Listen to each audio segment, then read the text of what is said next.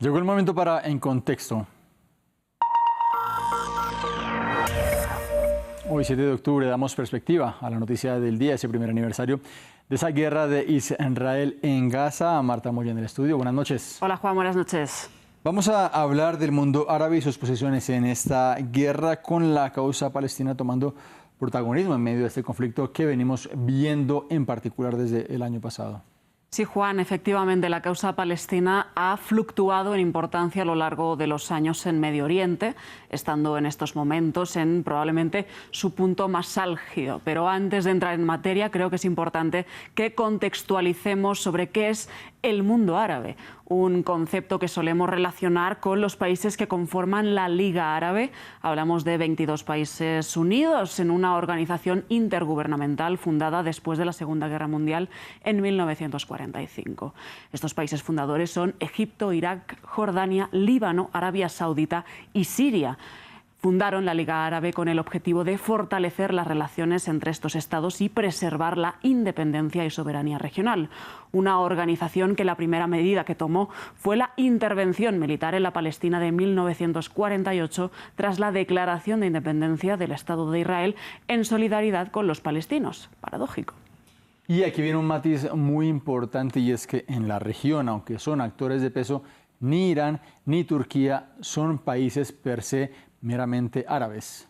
Efectivamente, Juan, es importante esta precisión porque ni Turquía ni Irán comparten la lengua ni la cultura árabe y por eso no forman parte de lo que conocemos como mundo árabe. Hablamos de que Teherán es una república islámica de mayoría musulmana y persa que hablan farsi y no árabe, y Ankara, en Turquía, también es un país de mayoría musulmana no árabe cuyo idioma oficial es el turco. Ser musulmán atiende a una religión, ser árabe atiende a una cultura. Sí. Después de esta precisión, es momento de que nos situemos en ese 7 de octubre del 2023, cuando esos ataques de Hamas tomaron por sorpresa a Israel y luego llegó esa posterior invasión israelí sobre Gaza, que se dan en un momento en particular. Sí, Juan, tan particular como que Arabia Saudita e Israel estaban muy cerca de normalizar sus relaciones bilaterales. Arabia Saudita, país líder del sunismo, la principal corriente del Islam, que mantiene fuertes vínculos con Washington y es enemigo acérrimo de Irán. Un país, Arabia Saudita, que nunca reconoció a Israel como Estado después de 1948, pero que casi lo hace el año pasado con la condición de reforzar la cooperación de seguridad con Estados Unidos. Estados Unidos estaba mediando esa normalización que fracasó. Tras el 7 de octubre y todo lo que vino después, pues se ha frenado esta intención de Arabia Saudita y normalizar esas relaciones. La condición ahora que impone Riad es la creación del Estado palestino. El príncipe heredero saudita, no obstante, ha dicho que la causa palestina no es su prioridad, pero sí la de su sociedad, que esto es un punto bien interesante. Tenemos que detenernos aquí porque las relaciones entre Israel y el mundo árabe nos dan algunas pistas sobre el momento actual. Efectivamente, correcto, Juan. Hablábamos de Arabia Saudita, pero la relación de Israel con el mundo árabe y musulmán no ha sido lineal a lo largo de la historia. De hecho, tras la creación del Estado de Israel, los países árabes y musulmanes se mostraron contrarios al plan de la partición. Los únicos que no se opusieron por aquel entonces fueron, paradójicamente, Irán y Turquía, que por entonces estaban regidos por figuras cercanas a Estados Unidos. Aunque, recordemos, Irán rompió con Israel tras la revolución iraní del 79.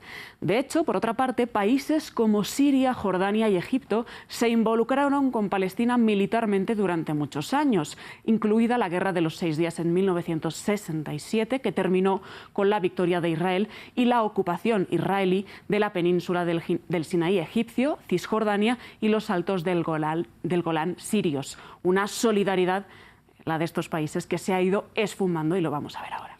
Veíamos precisamente en ese mapa que nos ofrecías qué países se han normalizado sus relaciones con Israel. Cuéntanos más.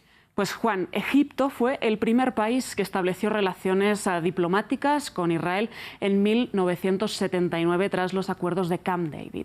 Después, en 1993, tras los acuerdos de Oslo entre israelíes y palestinos, Jordania también reconoció la soberanía de Tel Aviv.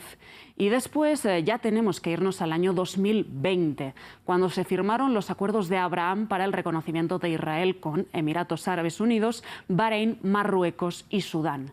Mientras, en paralelo, Arabia Saudita, Qatar y Omán establecieron contactos diplomáticos con Tel Aviv, que ahora pues también estos contactos están en entredicho. Nos has ofrecido un contexto muy completo de esta región. Hoy en día, en medio de este conflicto, los estados árabes y musulmanes, ¿cómo se están comportando con Gaza? Bueno, pues de un lado, Juan, tenemos a los países que conforman el llamado Eje de la Resistencia, liderados por Irán, milicias en Líbano, Yemen, Siria, Irak y los territorios obviamente palestinos, que se han volcado en mayor o menor medida en la defensa militar de Hamás, de Gaza y de los territorios palestinos ocupados. Por otro lado, tenemos a países como Egipto y Qatar, que se han centrado, junto con Estados Unidos, en unas negociaciones que han sido infructuosas. Escuchemos. No puedo confirmar los horarios de las reuniones, pero puedo decirles que ayer hubo reuniones dentro del proceso y los equipos se reunirán de una u otra forma en el transcurso de los próximos días. No hemos visto ningún efecto inmediato en las conversaciones.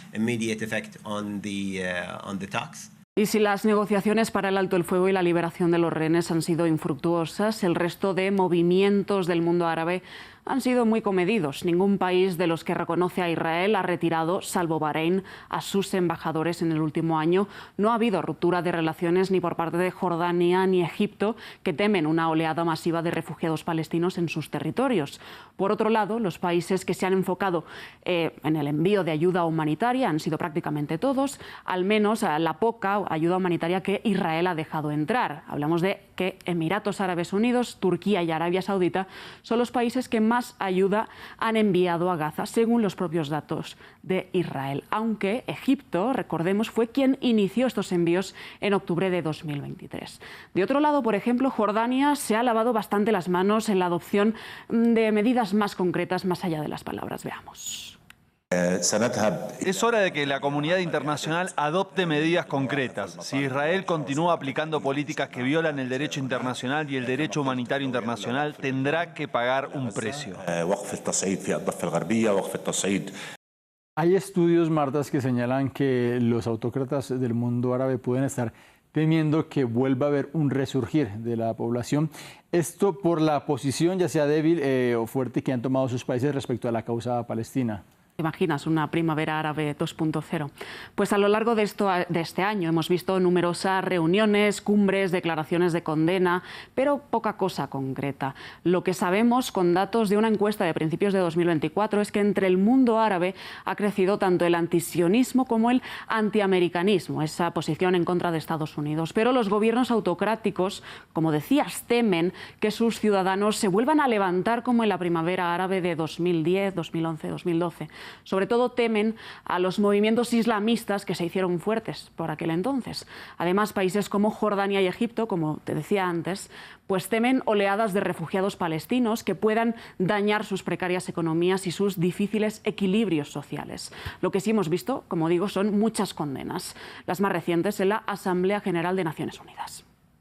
La prevalencia de la impunidad y la falta de respeto de las obligaciones jurídicas alientan a Israel a continuar su escalada. Condenamos enérgicamente las acciones de Israel que agravan la situación. Son muy peligrosas y no tienen límites. Están llevando a la región al borde del abismo. Un año después, la causa palestina continúa en el epicentro de la agenda de Medio Oriente, una crisis a todos los niveles con decenas de miles de muertos, heridos, desplazados y una guerra que amenaza con extenderse más allá de los territorios palestinos y recientemente Líbano, lo que eventualmente podría modificar las posiciones del mundo árabe. Ya veremos. Marta, un análisis muy interesante. Es muy interesante mirar el papel de los vecinos de los territorios palestinos cuando Israel tiene muy buenos aliados o aliados muy poderosos. Marta Moya, muchas gracias. Gracias, Juan, a ti.